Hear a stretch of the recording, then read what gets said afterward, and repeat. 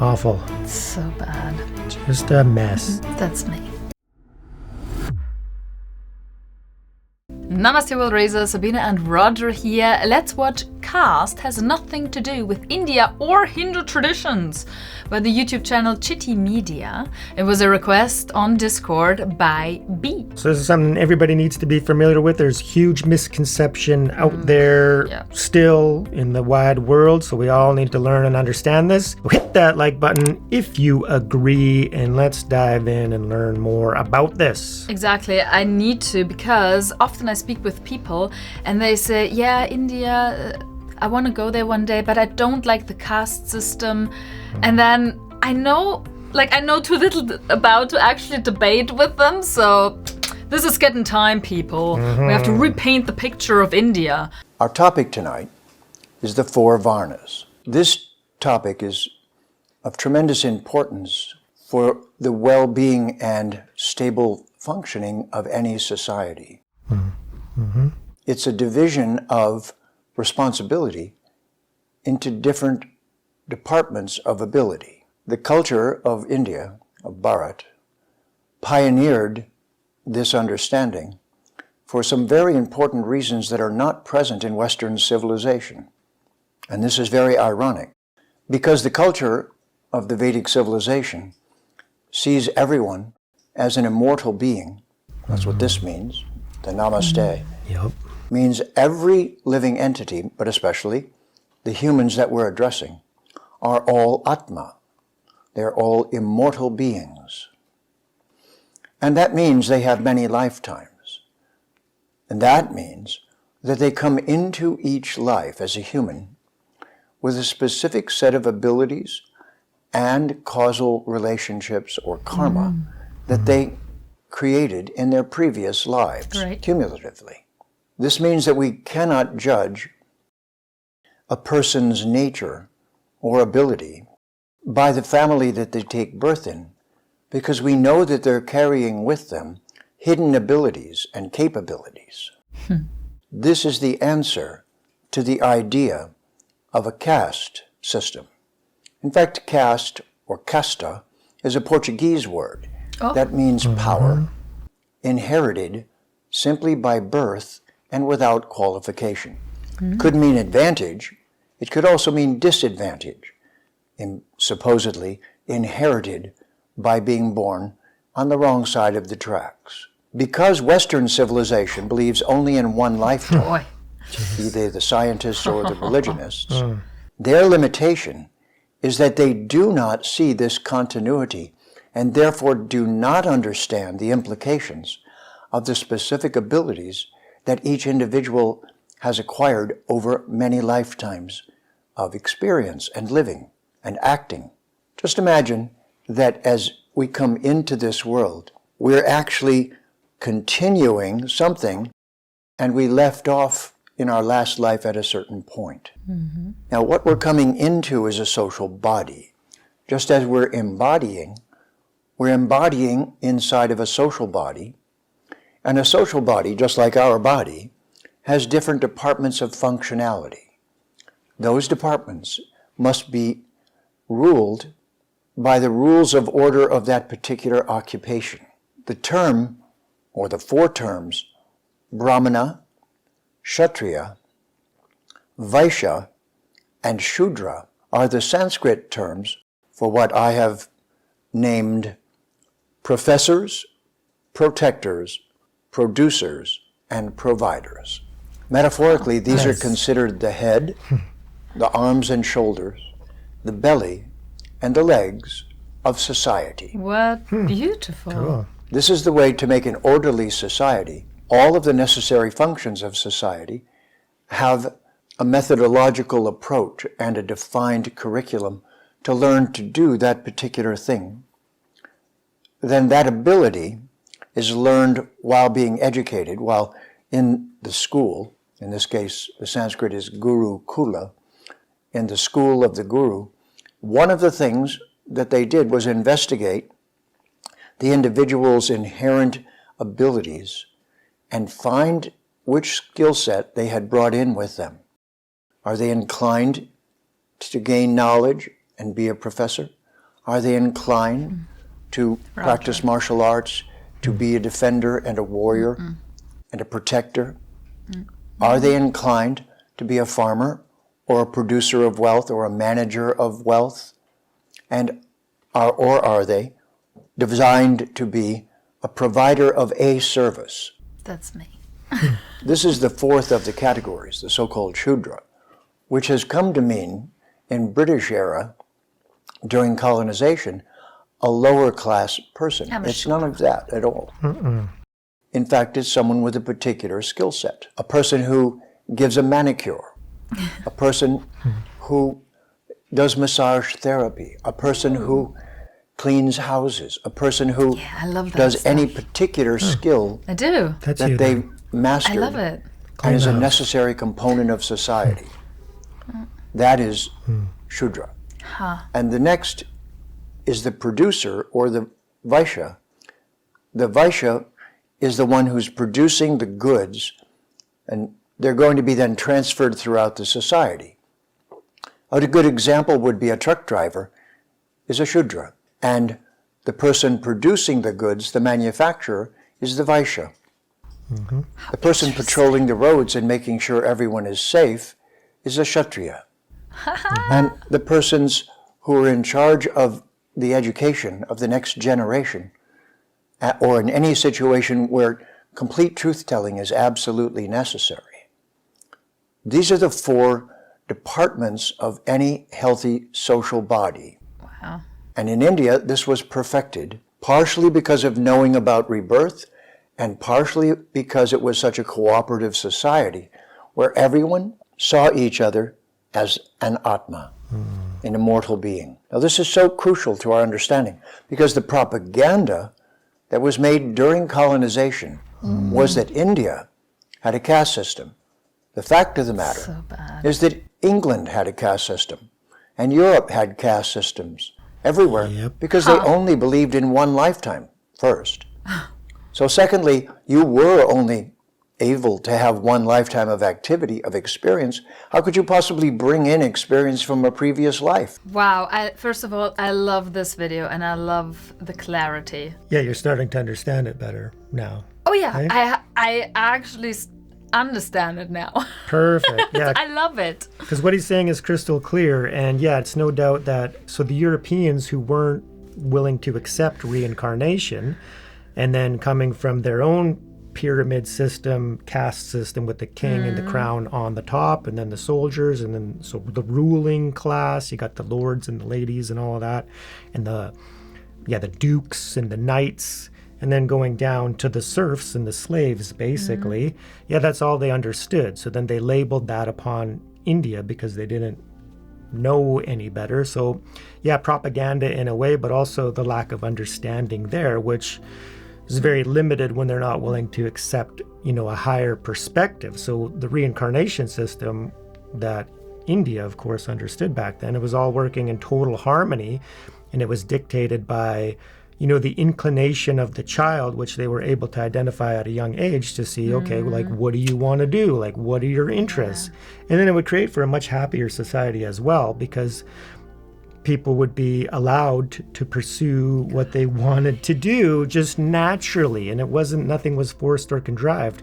Whereas in Europe, in that system, it would be if you're born to, like a shoemaker, then you instantly are a shoemaker. That is what you are, because it's not taking into account that you've had previous lives. It's like you're a brand new being, and you were born to a shoemaker, so you're automatically a shoemaker. So then it would be almost impossible to branch out of that. So then what happened is that, so the Europeans, especially the British colonizers, they labeled India as a caste system, almost kind of like a defense to take the burden off of their shoulders of actually being that. And then they're labeling it bad, and that. So then putting India on a lower status. So it's almost like they're mirroring themselves onto India and then subjugating them and then calling them lower when they're actually the ones that were practicing that. Wow. So it's almost like perfection. Yeah, and then ingraining that into the society and the culture because they ruled for such a long period of time that now India is trying to break free of that. And there's many Indians, I'm assuming, that don't even know the whole story here. So it's, it's something that he needs to rise up and break out of and then re-embrace the ancient culture, right? And then once that happens, the sky's the limit. I love it. So all the Varnas? Yeah, Vanars are the Hanumanji. Varnas? Yeah, Varnas.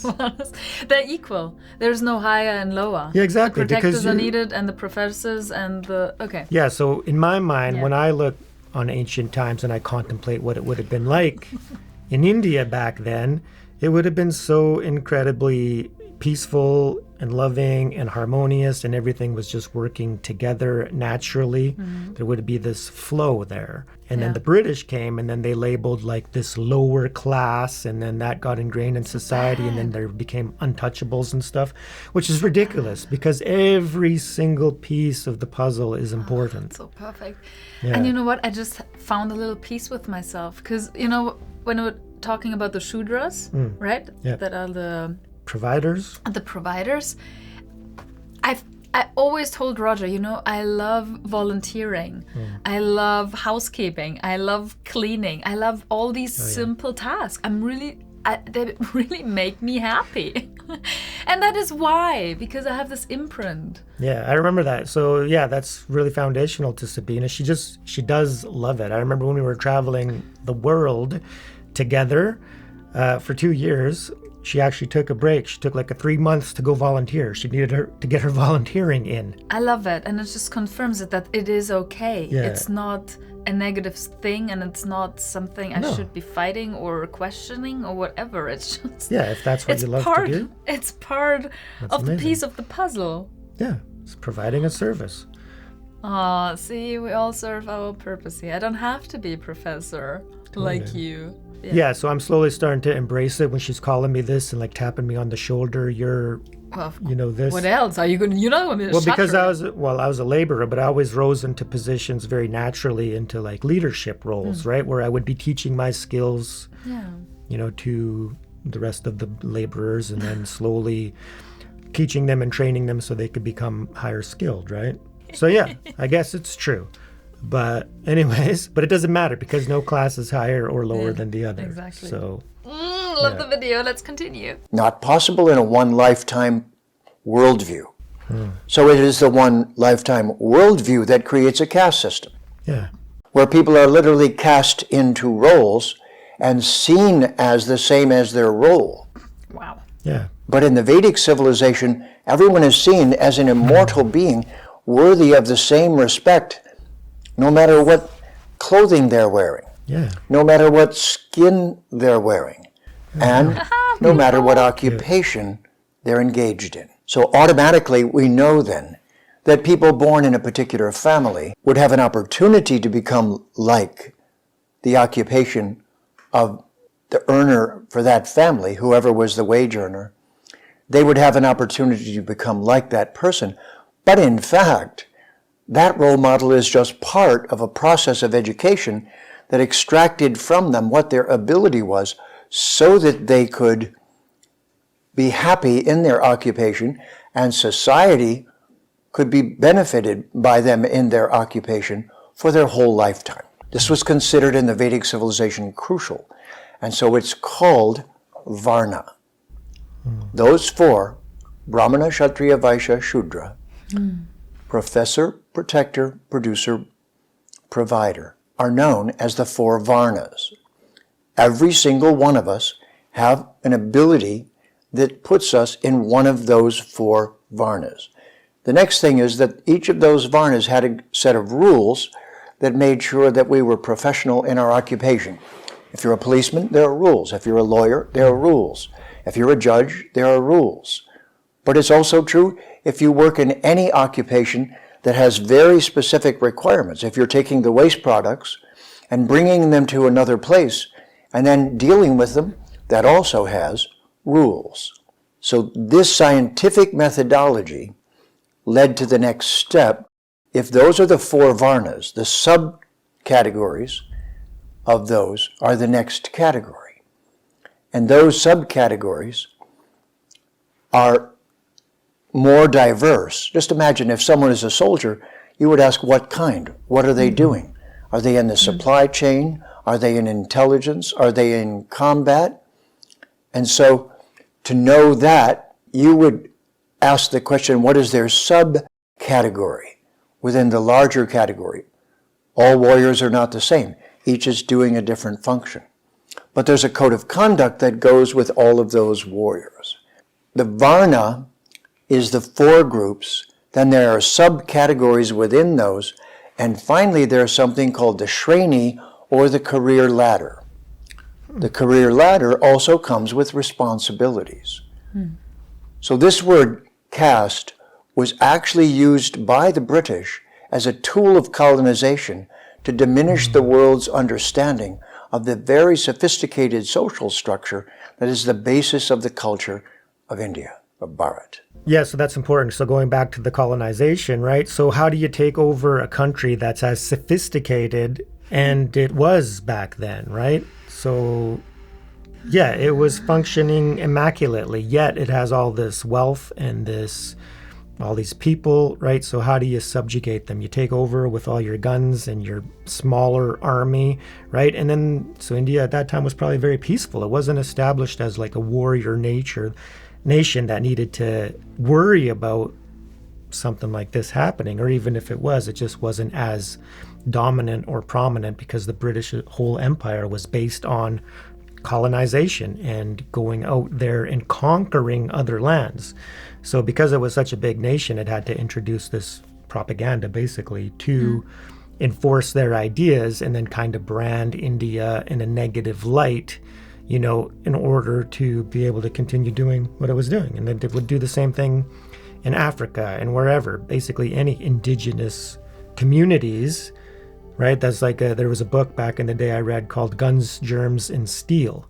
And it's basically how the colonization movement went forward, right? Who was colonizing and conquering others? It was those that were so-called more advanced, basically just in military and ego, thinking that they're better than everybody else because they had guns, right?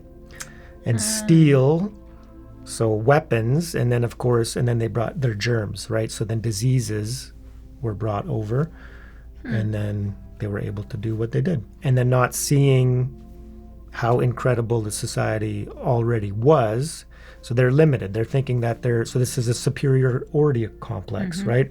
We're better than you, so racism and then the whole bit plays into that, and then that's how it manifested, right? Not to say that we can remain bitter forever about it. We need to let go and move on, which is happening, right? But at the same time, to be aware of what happened, so then you can regain, like these indigenous communities can regain, you know, what was lost.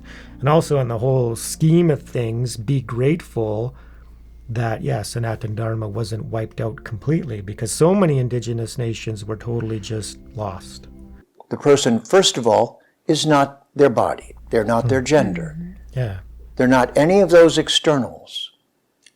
But then we know that from previous life actions, they've brought particular abilities into this world and experiences, and that they're going to continue, that this next life is a continuum of that, and a moving of that to another octave. So one of the choices they're going to face is choosing a particular activity, a particular varna to act in that's compatible with their nature and their abilities. And education's responsibility is to find that. This is not present in our educational system. First of all, we do not know people as immortal beings, so we don't see this possibility. Secondly, we have a few things, aptitude tests, a few minor attempts, but we don't really understand because we haven't organized society. Our society is not organized. It's the result of colonization. Western civilization is a chaotic society based on what?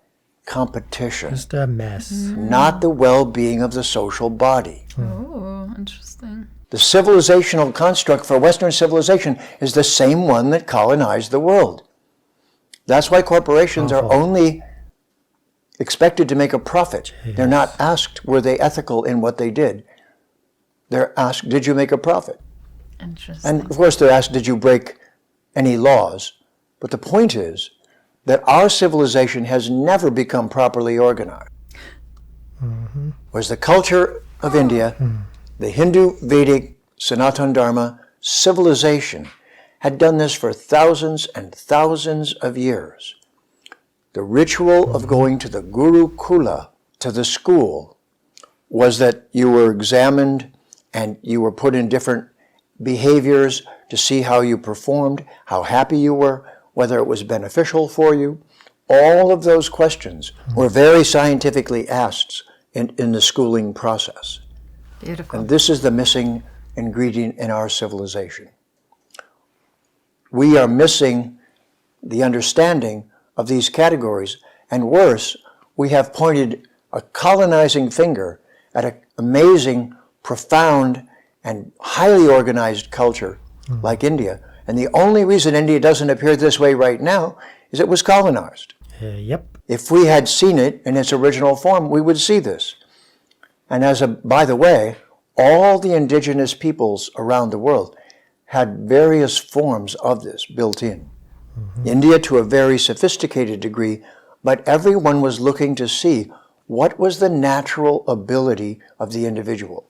Then, what is the code of honor or behavior that channels that ability for the benefit of society and the individual, so that they can be held accountable. Think of policemen. You can't put weapons in their hands and then not have rules of accountability for the use of those. And yet we see it all the time. This is because we do not have a Varna system.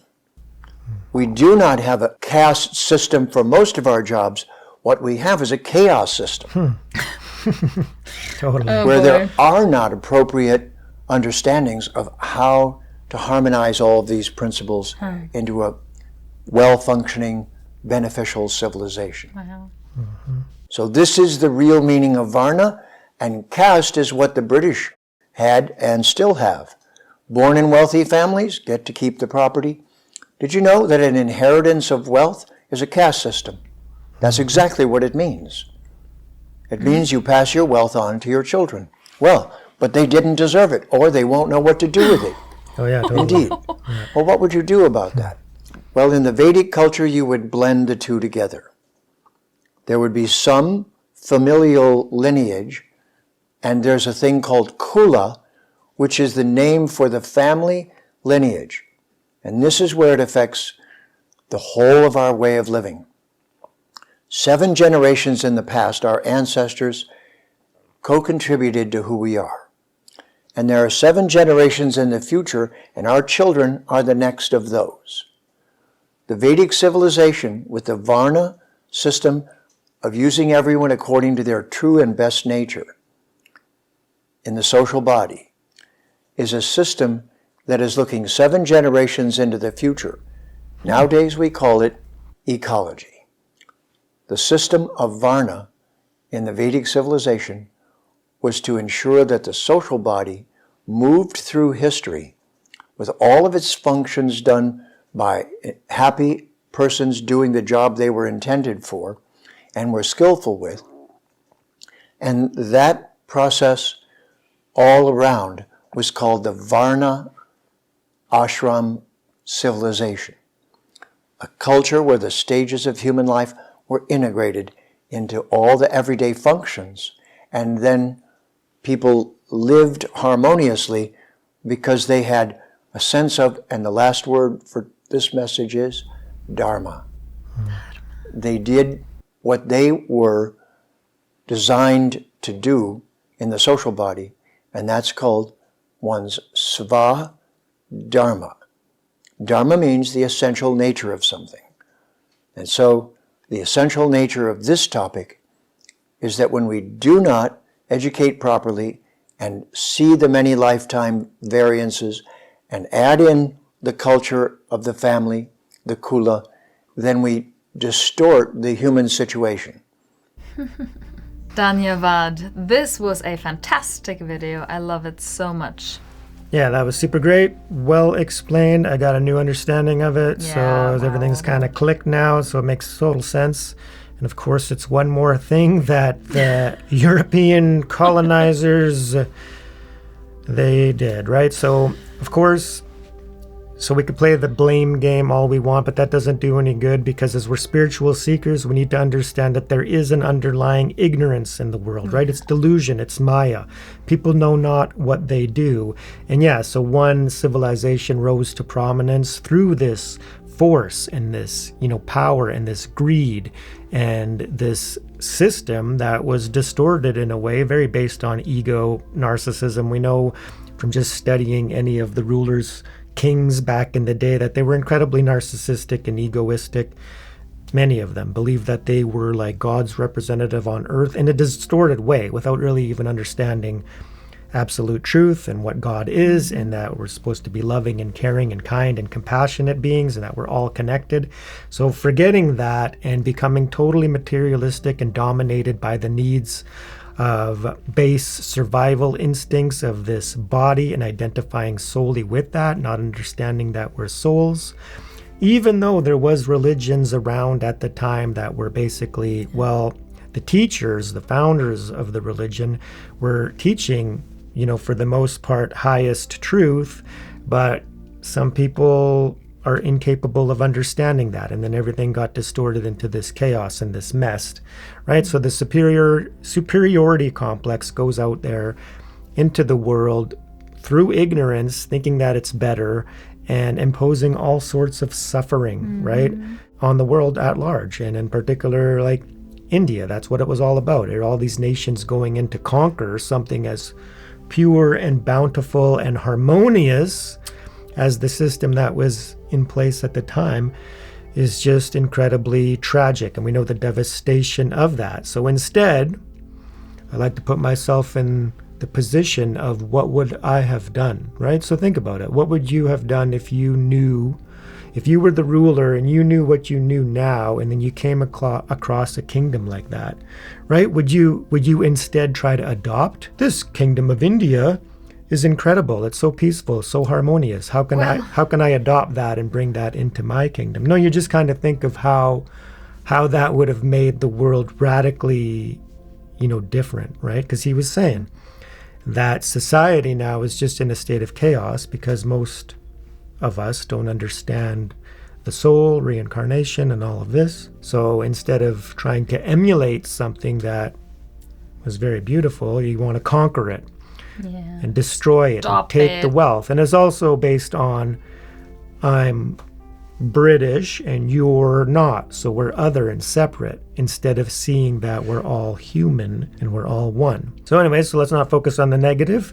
No. That is what transpired.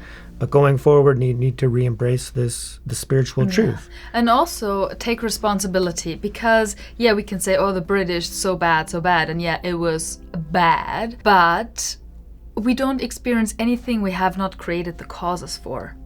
So as peaceful India might have been, if they wouldn't have had the seeds planted of experiencing what they experience, it would not have happened. So we have to take responsibility, not to walk around like victims. Oh, this poor thing happened to me. Like, no. These karmic seeds were in me and they got purified. I take responsibility. I accept what happened. Now let's move forward. Yeah. So let's usher in, even in the midst of the beginning of the Kali Yuga, there is a time where there's supposed to be a little mini golden age. And I think that's what's happening right now. It's a resurgence of spirituality in the world, but it's only those that really embrace it and go forward with that and begin to be of service and act to the full capacity of their knowledge and their wisdom, then that's really what's going to transform and create the access for other people who are still stuck in ignorance and delusion to see the light, to realize that why am I suffering so much? Why am I depressed all the time? Maybe I can look into spirituality and begin to rise up, seek the truth. Raise yourself. And raise the beautiful world. Oh, yes. With its countries like India and the UK. Yes. And Okay. part of that process, forgiveness. We love you. Exactly. Forgiveness. Peace.